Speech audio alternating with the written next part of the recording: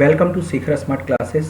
मैं sir R K Sinha Ravi sir आज आप लोगों के सामने एक न्यू चैप्टर जो कि बुक अर्थशास्त्र इकोनॉमिक्स जो भारतीय भवन कंपनी का है उसे मैं लेकर आया हूं। आप लोग इसे अच्छे तरीके से देखिएगा क्योंकि फिर मैं उसी तरह नोट्स बनाकर लाया हूं जिससे आपको पढ़ने में काफ़ी आसानी होगा और इससे आप लोग इसमें मिडिल क्वेश्चन साथ ही साथ इकोनॉमिक्स का अगर देखा जाए तो subjective, objective, short type, long type सभी कवर एक बार में हो जाएगा। लेकिन आप लोग इसको ध्यान से अच्छे देखिएगा। लेकिन हाँ, आप लोग इसे नोट्स बुक में अच्छे से उतार कर बिल्कुल याद रखिएगा। तो सब इसका जो इकोनॉमिक्स का फर्स्ट चैप्टर है बिहार के एक गांव की आर्थिक कहानी। इंग्लिश मीडियम में यही कहानी जो कि पालमपुर का दिया हुआ है, लेकिन अगर इसमें देखा जाए हिंदी मीडियम में तो भारतीय भवन के बुक में जो पहला चैप्टर है वो बिहार के एक गांव की आर्थिक कहानी के विषय में दिया हुआ। आपको इसमें अच्छे तरीके से समझना है। फर्स्ट में आते हैं, बिहार के कितने प्रतिशत आबादी गांव में बसते हैं। तो यहाँ पर देखिए लिखा हुआ है कि बिहार में कितने प्रतिशत आबादी गांव में बसते हैं। तो 88.70 सबसे अधिक देखते हैं तो गांव में बसते हैं।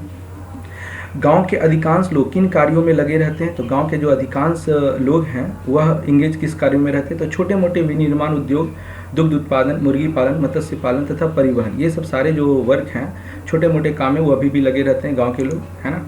नेक्स्ट आते हैं, रामपुर गांव कहाँ स्थित है। तो यह गांव उत्तर बिहार के मुजफ्फरपुर के लगभग 45 किलोमीटर की दूरी पर स्थित है। एक एग्जाम्पल लिया गया। वैसे ये सबसे प्रश्न तो नहीं पूछे जाते हैं लेकिन आपको बस याद रखनी, अगर पूछ दिया जाए तो मिडिल क्वेश्चन में तो आपको इसको याद रखनी है। नेक्स्ट प्रश्न में आते हैं, मुजफ्फरपुर बिहार का कैसा जिला है। मुजफ्फरपुर बिहार का देखा जाए तो मुजफ्फरपुर बिहार राज्य का एक प्रमुख शहर और व्यावसायिक केंद्र है। ठीक है। नेक्स्ट प्रश्न में आते हैं, रामपुर गांव में विभिन्न जातियों एवं समुदायों के लोग कितने परिवार निवास करते हैं। तो यहाँ पर 400 परिवार निवास करते हैं, अकॉर्डिंग टू बुक में कहानी में दिया गया है। नेक्स्ट है, रामपुर गांव का संक्षिप्त विवरण। रामपुर के बारे में बताना है शॉर्ट नोट में। तो रामपुर में बिजली की आपूर्ति बहुत ही असंतोष है, मतलब जो बिजली है बोले तो लाइन वगैरह बहुत उसका समस्या रहता है। गांव की 2 आटा मिलों तथा कुछ अन्य छोटे उद्योगों को चलाने के लिए भी हमेशा बिजली उपलब्ध नहीं होती है। गांव में 2 प्राथमिक एवं एक उच्च विद्यालय है। कुछ समय पूर्व गांव में एक निजी विद्यालय की स्थापना, प्राइवेट स्कूल का स्थापना हुआ। ये रामपुर का एक संक्षिप्त विवरण हो गया। नेक्स्ट है, ये लकड़ी की उपयोगिता कब बढ़ जाती है। आपको पता है लकड़ी का उपयोगिता कब, अगर लकड़ी का आप यूज कीजिएगा, टेबल बनाइए, कुर्सी बनाइए, अगर कुछ भी बनाइएगा तो उसका उपयोगिता बढ़ जाता है। वही लिखा हुआ है, जब कोई व्यक्ति लकड़ी को काट छांट कर उससे टेबल कुर्सी बनाता है या अदर बहुत सारे फर्नीचर बनाता है तब उसका उपयोगिता बढ़ जाता है। लेकिन हाँ, केवल लकड़ी रहेगा तो उससे उपयोगिता नहीं हो सकता है, लेकिन अगर उसका किसी चीज़ में अगर उपयोग होता है तो उसका उपयोगिता बढ़ जाता है। नेक्स्ट प्रश्न में आते हैं, मनुष्य पदार्थ का नहीं वरन उससे निहित उपयोगिता का निर्माण करता है, यह कथन किस अर्थशास्त्री का है। तो ये अल्फ्रेड मार्शल का कथन था। बिल्कुल इसको याद रखिएगा क्योंकि प्रश्न ऐसे पूछे जाते हैं। नेक्स्ट है, उत्पादन का अर्थ क्या है। तो उपयोगिता का सृजन करना, ये उत्पादन का अर्थ है। उत्पादन के प्रमुख साधन कितने और कौन कौन हैं। तो यहाँ उत्पादन के 4 साधन हैं, भूमि, श्रम, पूंजी और उद्यम। देखिए यहाँ लिखा हुआ है भूमि। देखिए आपको अगर कोई भी कार्य करते हैं या कोई भी कंपनी या फिर कोई भी छोटे मोटे काम करते हैं तो उसमें आपको सबसे पहले भूमि, अगर देखा जाए तो जैसे कुक्कुट पालन करना है, मुर्गी पालन करना है तो सबसे पहले आपको उसके फार्म को बनाने के लिए सबसे पहले भूमि की आवश्यकता होती है। फिर श्रम, मेहनत की आवश्यकता होती है, फिर पूंजी की आवश्यकता होती है, तब, है ना, ये सब है। श्रम का मतलब मजदूर हो गया, मजदूर की आवश्यकता होती है और तब जाके उद्यम की आवश्यकता होती है। ये सभी उपयोग से ये सृजन ही है। नेक्स्ट है भूमि के बारे में। तो भूमि उत्पादन की कैसी साधन है। तो भूमि उत्पादन की पहली आवश्यकता है और मौलिक साधन। एग्जाम में पूछा जाता है भूमि उत्पादन की कैसा साधन है। तो बिल्कुल ये प्राथमिक लिखिएगा, प्राथमिक, मौलिक और ये पहली सभी आवश्यकता है।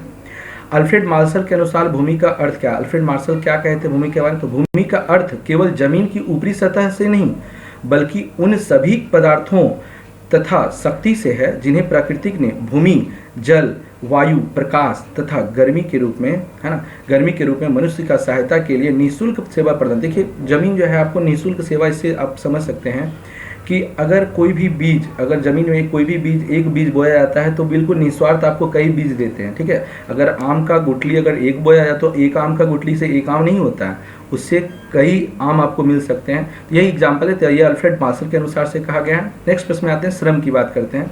तो श्रम के बिना किसी भी प्रकार का उत्पादन संभव। बिना श्रम, जो श्रम है मजदूर या फिर लेबर कहते हैं, तो इसके बिना तो कोई कार्य हो ही नहीं सकता।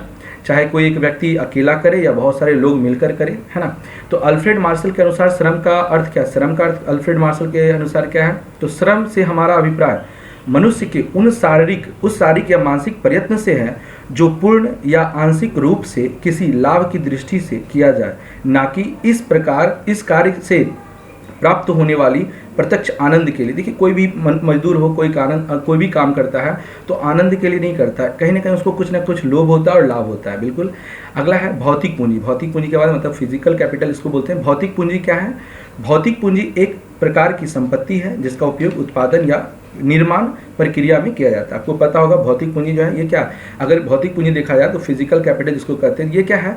ये एक ऐसा संपत्ति जिससे आपका कोई भी निर्माण कार्य में प्रक्रिया में किया जाता है। अगला है कि भौतिक पूंजी कितने प्रकार के होते हैं? तो भौतिक पूंजी दो प्रकार, एक होता है अचल पूंजी और दूसरा होता है चल पूंजी। तो अचल पूंजी क्या होता है? देखिए, अचल जो नहीं चलता है ना, और चल पूंजी होता है जो चलता है। चलने का मतलब क्या हुआ ये समझिए, एक होता है फिक्स्ड कैपिटल, एक होता है वर्किंग कैपिटल। अब आते हैं अचल पूंजी की बात करते हैं। अचल पूंजी अस्थाई और टिकाऊ होता है। इसका उत्पादन में कई बार प्रयोग किया जा सकता है। जैसे कारखाना, एक बार कारखाना बन जाएगा, उससे अगर बिस्किट का फैक्ट्री हो तो कई बार उससे यूज किया जा सकता है उसका, है ना। भवन हो गया, मशीन हो गया, औजार हो गया, किसान का हल, ट्रैक्टर, बैल। ऐसा थोड़ी ना कि हल हो गया, बैल हो गया, एक बार यूज हुआ खेत में, बिल्कुल दोबारा काम नहीं होगा। या ट्रैक्टर होगा तो एक ही बार काम करेगा, ऐसा नहीं है। थ्रेसर हो गया, ये सब सारे जो होते हैं अचल पूंजी है। मतलब आपके पास ये पूंजी है लेकिन ये अचल है। एक होता है चल पूंजी। चल पूंजी क्या होता है?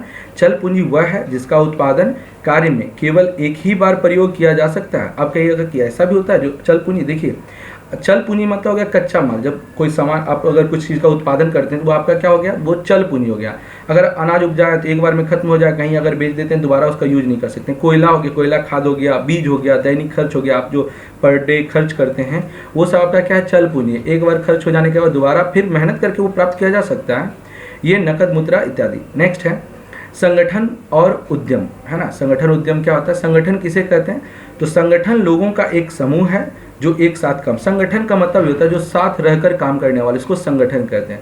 किन साधनों को उत्पादन का मौलिक साधन कहा जाता है? तो कौन से साधन का मौलिक साधन कहा जाता है? तो भूमि और श्रम। वस्तुओं का वर्गीकरण।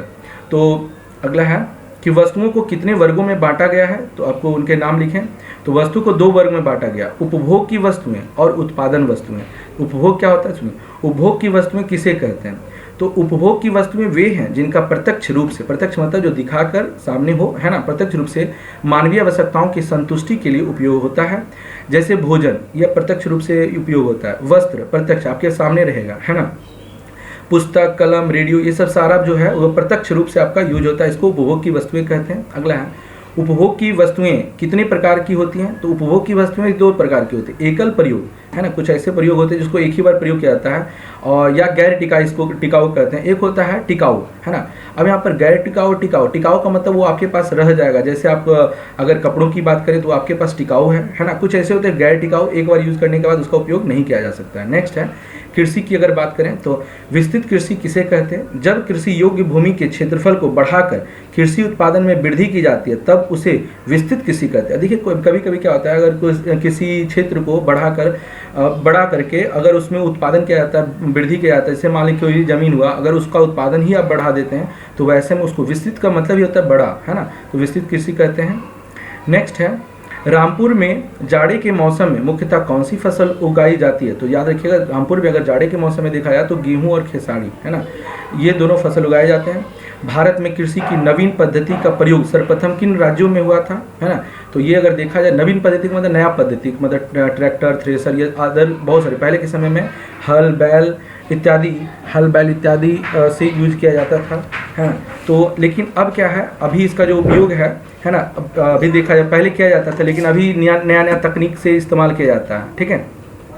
तो ये कौन सा, इसमें देखिए आंसर नहीं लिखा गया है ना, लेकिन इसका जो आंसर है तो ये जो है नवीन पद्धति जो है सर्वप्रथम, इसका आंसर आप लोग इसका बताइएगा, आंसर इसका क्या होगा। नेक्स्ट है परंपरागत रूप से, है ना, परंपरागत रूप से खेतों की उपज में वृद्धि के लिए किन जैविक पदार्थों का प्रयोग करते हैं? तो याद रखिए गोबर हो गया, हड्डी हो गया, पेड़ हो गया, पेड़ पौधे के पत्ते इत्यादि, ये सब जो भी है ये परंपरागत खेत में उपजाने वाले जो भी है ना। नेक्स्ट है बिहार।